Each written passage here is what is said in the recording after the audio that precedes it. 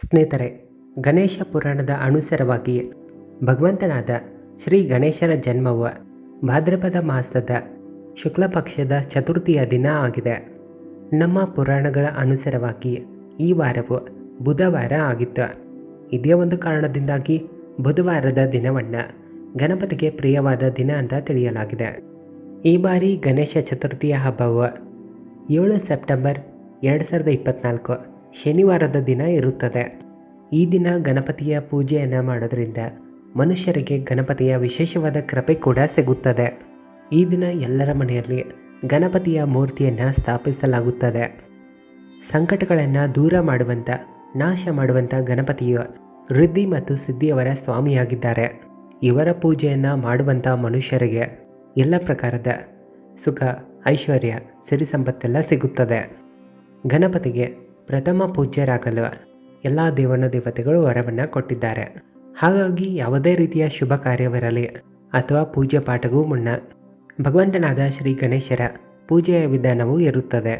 ಯಾರು ತಮ್ಮ ಮನಸ್ಸಿನಲ್ಲಿ ಒಳ್ಳೆಯ ಶ್ರದ್ಧೆ ಭಾವನೆಗಳನ್ನು ಇಟ್ಟುಕೊಂಡು ಯಾರೆಲ್ಲ ಗಣಪತಿಯ ಪೂಜೆಯನ್ನು ಮಾಡ್ತಾರೋ ಅವರ ಎಲ್ಲ ಮನಸ್ಸಿಚ್ಛೆಗಳು ಪೂರ್ತಿಯಾಗುತ್ತವೆ.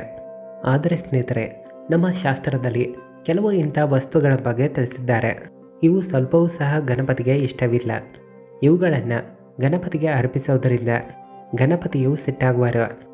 ಯಾರು ಇಲ್ಲಿ ಗಣಪತಿಗೆ ಸಿಟ್ಟು ಬರುವಂತೆ ಮಾಡುತ್ತಾರೋ ಅವರ ಎಲ್ಲ ಕೆಲಸ ಕಾರ್ಯಗಳಲ್ಲಿ ವಿಘ್ನಗಳು ಹುಟ್ಟಿಕೊಳ್ಳುತ್ತವೆ. ಹಾಗಾಗಿ ಗಣಪತಿಯನ್ನು ಪೂಜೆ ಮಾಡುವಂಥ ಸಮಯದಲ್ಲಿ ಈ ಎಚ್ಚರಿಕೆಗಳನ್ನು ವಹಿಸುವುದು ತುಂಬ ಒಳ್ಳೆಯದು.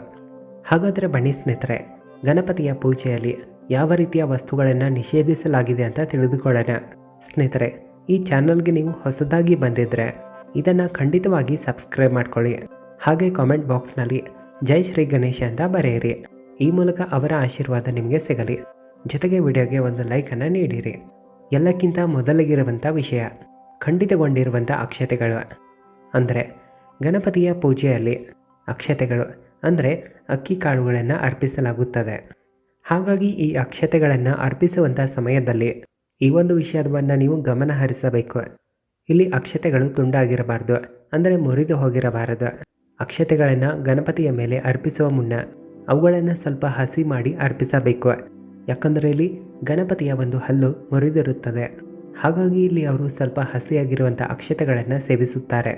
ಗಣಪತಿಗೆ ಅಕ್ಷತೆಗಳನ್ನು ಅರ್ಪಿಸುವಂಥ ವ್ಯಕ್ತಿಗೆ ಗಣೇಶರು ಧನ ಸಂಪತ್ತನ್ನು ನೀಡುವರು. ಇಂಥ ವ್ಯಕ್ತಿಗಳು ದರಿದ್ರತೆಯನ್ನು ಎದುರಿಸುವಂಥ ಸ್ಥಿತಿಯು ಬರೋದಿಲ್ಲ. ಇನ್ನು ಎರಡನೆಯದಾಗಿರುವಂಥ ವಿಷಯ ತುಳಸಿಯ ದಳಗಳು ಅಥವಾ ತುಳಸಿ ಎಲೆಗಳು. ಭಗವಂತನಾದ ಶ್ರೀ ಗಣೇಶರ ಪೂಜೆಯಲ್ಲಿ ಮರೆತರೂ ಸಹ ನೀವು ತುಳಸಿ ಎಲೆಗಳನ್ನು ಬಳಸಬಾರದು ಅಥವಾ ಅರ್ಪಿಸಬಾರದು. ನಮ್ಮ ಪೌರಾಣಿಕ ಕಥೆಗಳ ಅನುಸಾರವಾಗಿ ಶ್ರೀ ಗಣೇಶರು ತುಳಸಿಯ ವಿವಾಹವನ್ನು ಅಸ್ವೀಕಾರ ಮಾಡಿದ್ದರು.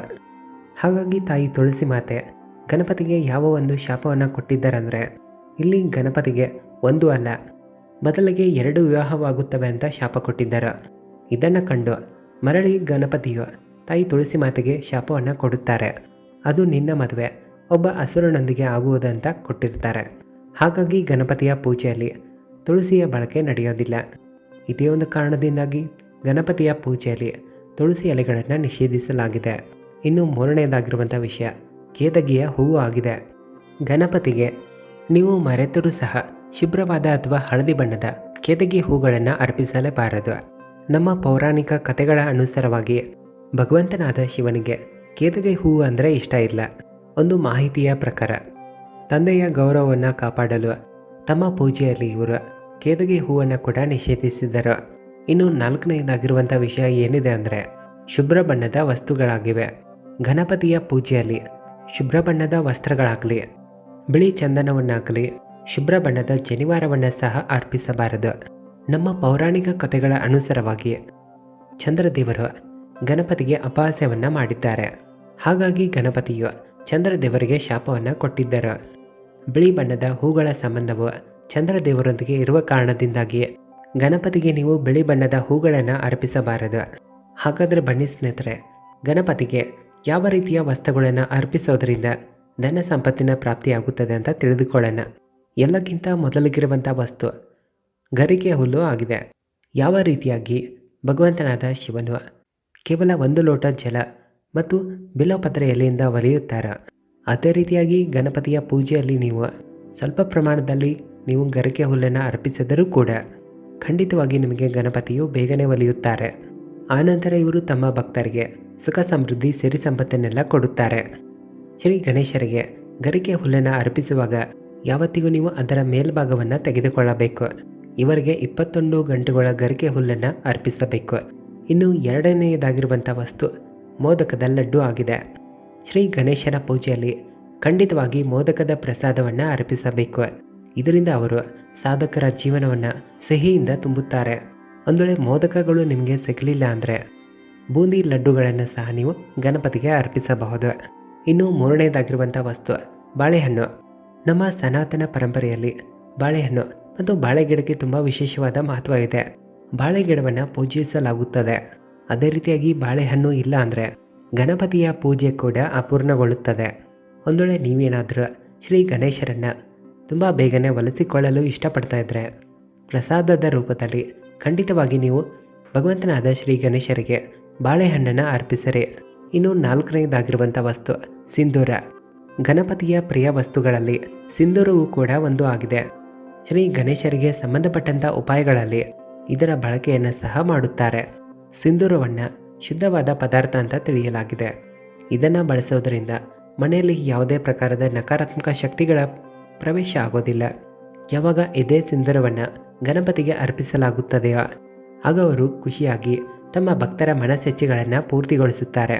ಇನ್ನು ಐದನೆಯದಾಗಿರುವಂಥ ವಸ್ತು ಅಕ್ಷತೆ ಆಗಿದೆ. ಗಣಪತಿಯ ಪೂಜೆಯಲ್ಲಿ ಖಂಡಿತವಾಗಿ ಅಖಂಡವಾಗಿರುವಂಥ ಅಕ್ಷತೆಗಳ ಬಳಕೆಯನ್ನು ಮಾಡಿರಿ. ಅಕ್ಷತೆಗಳನ್ನು ಗಣಪತಿಗೆ ಅರ್ಪಿಸುವ ಮುನ್ನ ಅವುಗಳನ್ನು ಮೊದಲು ಚೆನ್ನಾಗಿ ನೀರಿನಲ್ಲಿ ತೊಳೆಯಬೇಕು. ಇಲ್ಲಿ ಓಂ ಗಣೇಶಾಯ ನಮಃ ಈ ಮಂತ್ರವನ್ನು ಜಪ ಮಾಡಿರಿ.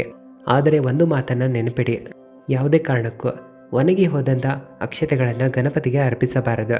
ಇನ್ನು ಆರನೆಯದಾಗಿರುವಂಥ ವಿಷಯ ಏನಿದೆ ಅಂದರೆ ಚೆಂಡು ಹೂವು ಆಗಿದೆ. ಶ್ರೀ ಗಣೇಶರ ಪೂಜೆಯಲ್ಲಿ ಖಂಡಿತವಾಗಿ ಚೆಂಡು ಹೂವನ್ನು ಅರ್ಪಿಸಿರಿ. ಯಾಕಂದರೆ ಗಣಪತಿಗೆ ಈ ಹೂ ಅತ್ಯಂತ ಪ್ರಿಯವಾಗಿದ್ದು, ಒಂದು ವೇಳೆ ನಿಮಗೆ ಚೆಂಡು ಹೂ ಸಿಗಲಿಲ್ಲ ಅಂದರೆ ಹಳದಿ ಬಣ್ಣದ ಹೂಗಳನ್ನು ಖಂಡಿತವಾಗಿ ಅರ್ಪಿಸಿರಿ. ಈ ರೀತಿಯಾಗಿ ಗಣೇಶ ಚತುರ್ಥಿಯ ದಿನ ಗಣಪತಿಯ ಪೂಜೆಯನ್ನು ಖಂಡಿತವಾಗಿ ಮಾಡಿರಿ. ಖಂಡಿತವಾಗಿ ಶ್ರೀ ಗಣೇಶರು ನಿಮ್ಮ ಮನಸ್ಸಿಚ್ಛೆಗಳನ್ನೆಲ್ಲ ಇಲ್ಲಿ ಈಡೇರಿಸುತ್ತಾರೆ. ಮಾಹಿತಿ ಇಷ್ಟ ಆದರೆ ಕಾಮೆಂಟ್ ಬಾಕ್ಸ್ನಲ್ಲಿ ಜೈ ಶ್ರೀ ಗಣೇಶ ಅಂತ ಬರೆದು ವಿಡಿಯೋವನ್ನು ಎಲ್ಲರಿಗೂ ಶೇರ್ ಮಾಡಿ. ಧನ್ಯವಾದಗಳು.